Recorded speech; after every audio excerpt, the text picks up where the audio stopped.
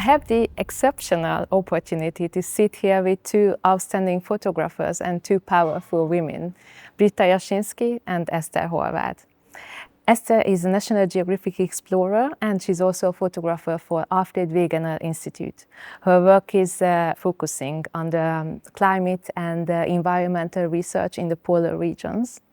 And Britta works to gather evidence in the global fight against wildlife crime, bringing photography to lawmakers, authorities, and also governments to reveal the truth about the devastating consequences of wildlife crimes. Thank you so much for both of you to be here today with us. Well, thank you for having us. And thank you so much for inviting. It's so fantastic to sit here with you and also with you, Esther. Thank you. Talking about two powerful women, three powerful women. So let's just straight jump into the middle. Human impact on nature. We are all aware that humans have a huge impact on nature, may it be constructive or destructive. But why do you think that it is important to show the human impact through images? That's a very good question. There is no doubt, and history really reveals that evidence can, of course, change people's minds. It's actually very simple. It's a very powerful tool if you want to make a difference. So if you talk about climate change, ruthlessness and the illegal wildlife trade, words can be powerful, but to actually show the evidence is a very different story. And my experience has really been that people have changed their minds after they've seen photographs or stories. Because, you can say, for example, with my line of work, let's say Heathrow Airport calls me and they say, oh my God, we've confiscated something you really need to see. They tell me, mostly they don't tell me what it is, sometimes they do. I arrive, I take a photo, let's say, of 2 elephant feet, and I bring them to, let's say, the Parliament or to 10 Downing Street, and I see people crying. I see politicians crying.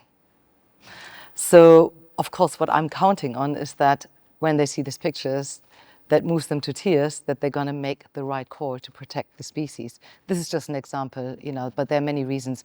So overall, I think photography is a very powerful tool to bring positive change. I think it's a catalyst for change, for positive change. That's beautiful, thank you. How do you see that, Esther? I think it's so important to show the human impact in photography because it's also like a mirror, like holding a mirror in front of us. And when we look at images like that, the 2 elephant feet is really an extreme. But seeing also other type of images of plastic pollution or melting sea ice, other problems in the world, when we see those images of human impacts, I feel also that people hopefully ask themselves, what can I do for this to avoid it?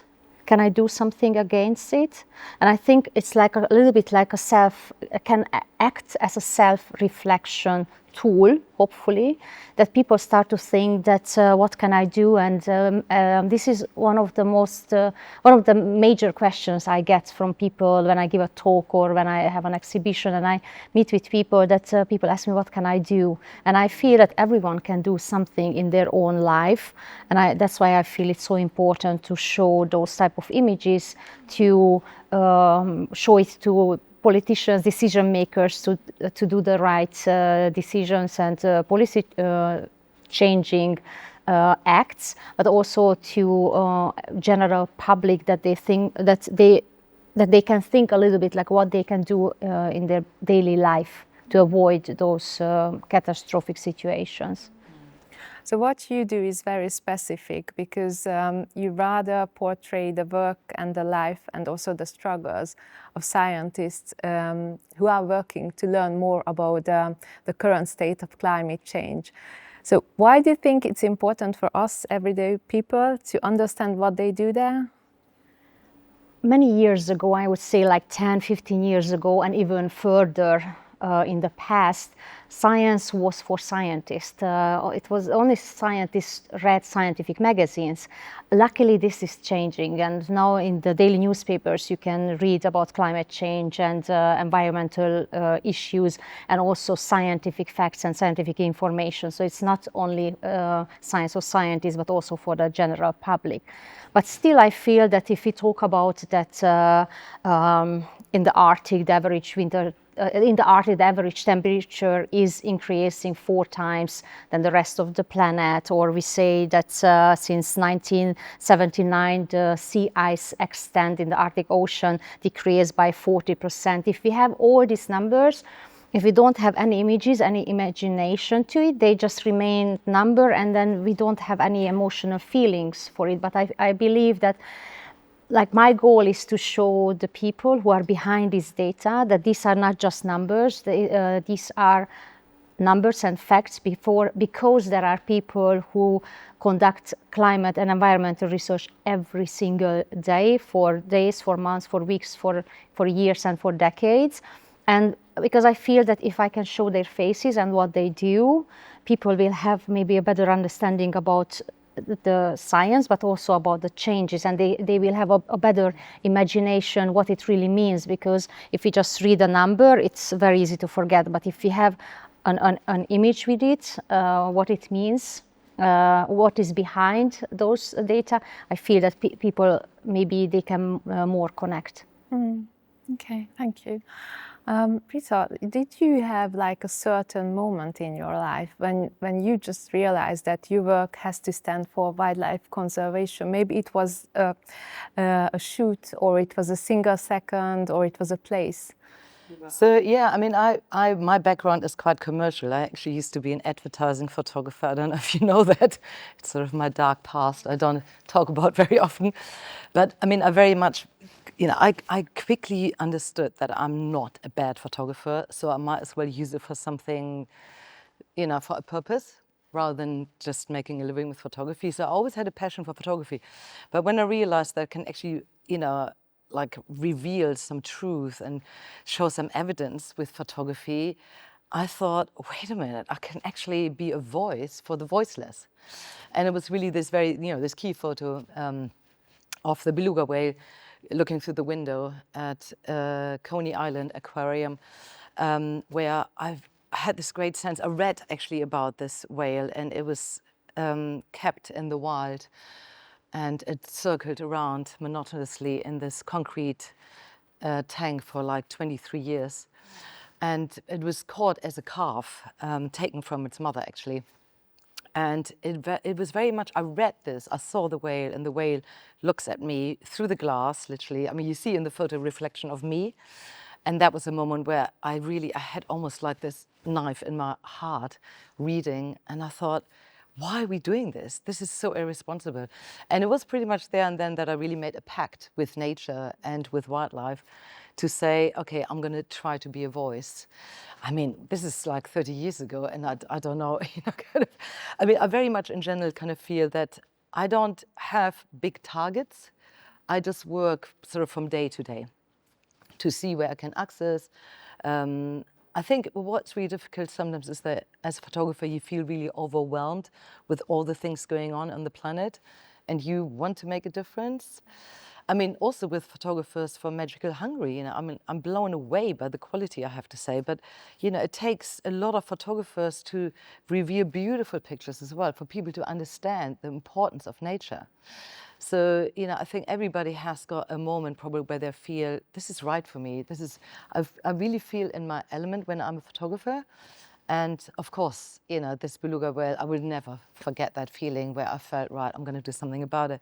So whether it's, about climate change or, wildlife, it's always about giving a voice to the voiceless, really, for me. Did you have a moment like that? So something like a very uplifting experience in your life when you were, let's say, capturing something and you felt that, oh, it's really going to have an impact and it will get its message to people? before that, I would also just try to.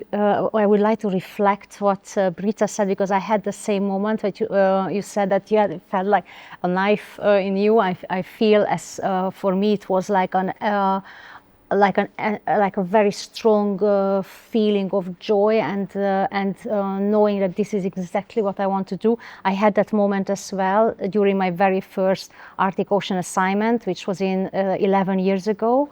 And I was there and I was photographing scientists and melting sea ice and all the changes what was happening, but also the scientific work.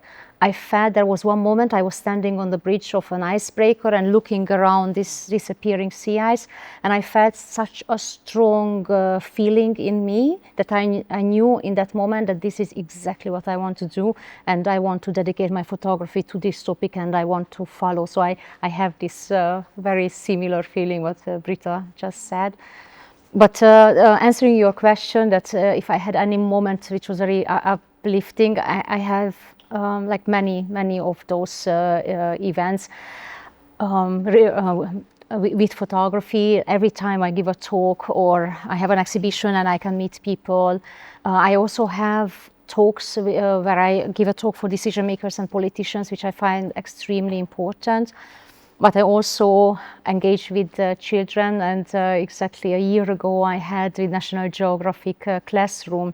I did 2 classes talk about research in Svalbard, and I met 8,000 children between 8 and 14 in 2 Zoom calls. It was like an online meeting, and meeting, like in each Zoom call there was a class of children, and meeting these 8,000 children, they were all very enthusiastic and showing the work what scientists are doing. I felt that, wow, like I felt like it can have such an impact. Of course, I will never know it, like who out of these 8,000 children wants to be a scientist.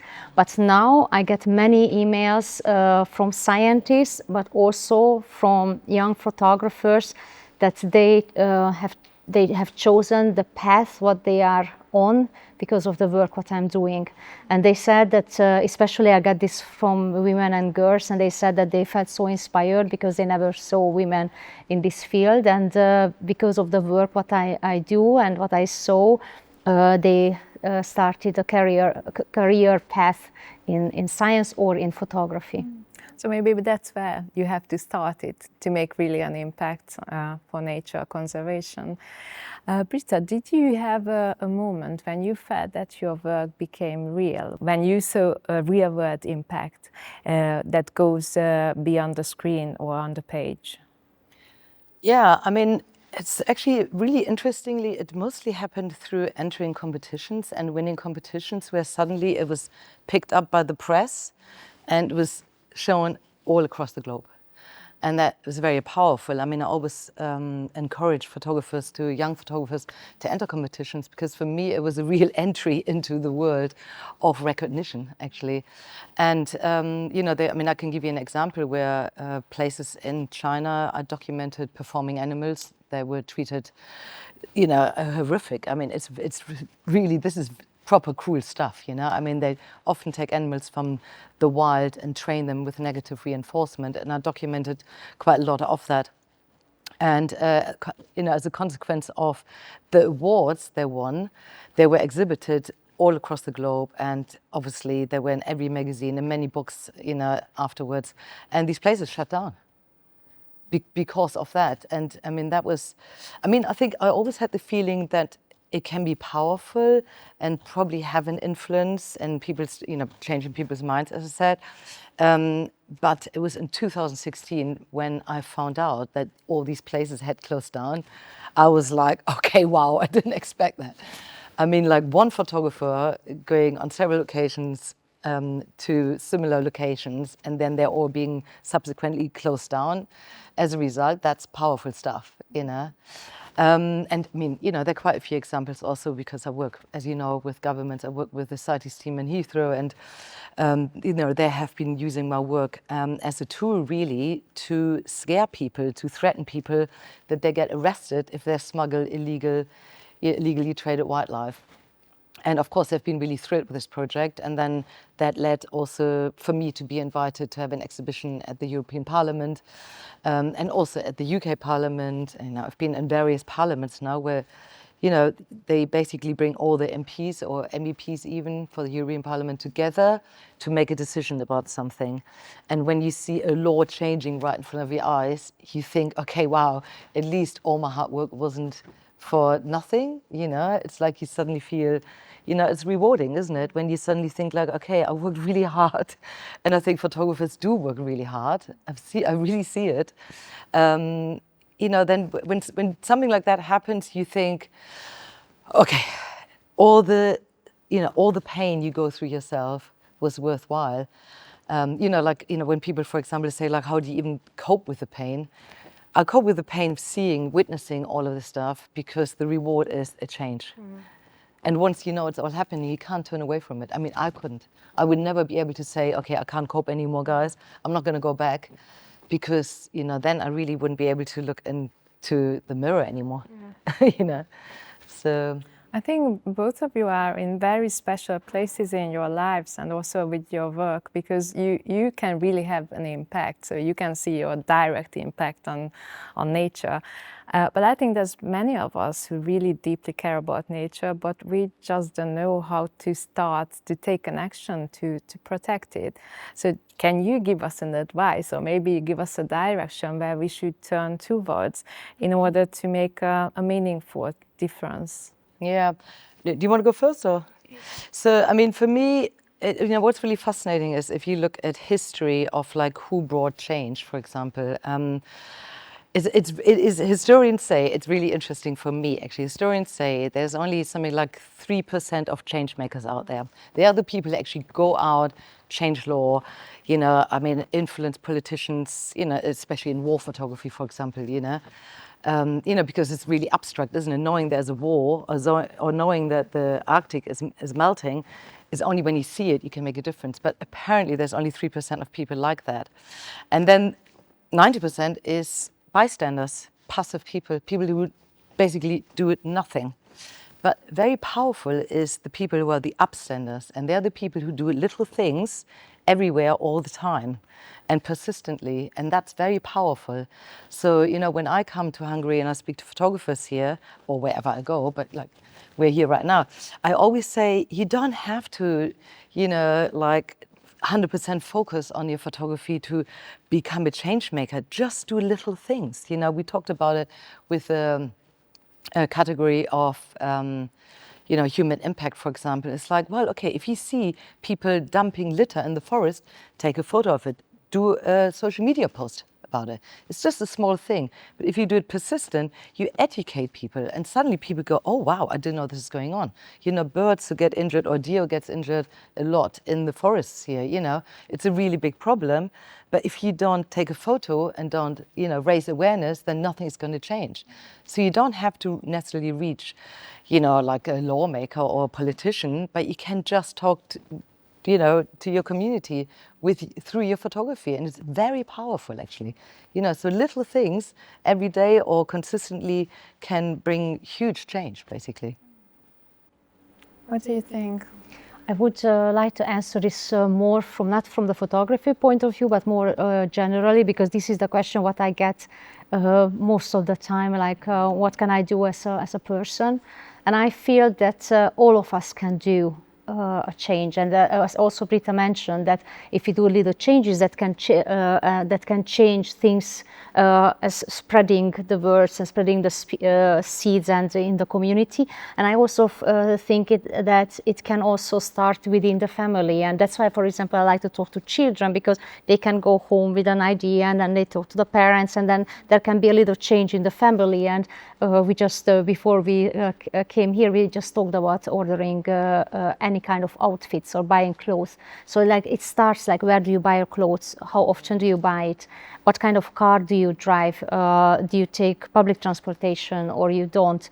Do you really need to get a plastic bag every single time you buy something? And these everyday decisions in life can make a difference. And I think that's what that's when we can circle back a little bit to the first question, like seeing human impact, having a mirror front of you with these images to question myself, like what can I do on my daily basis that I can make a change, and with that I can also talk about it in the family, to friends, and just spreading a word, and hopefully things will change or can change.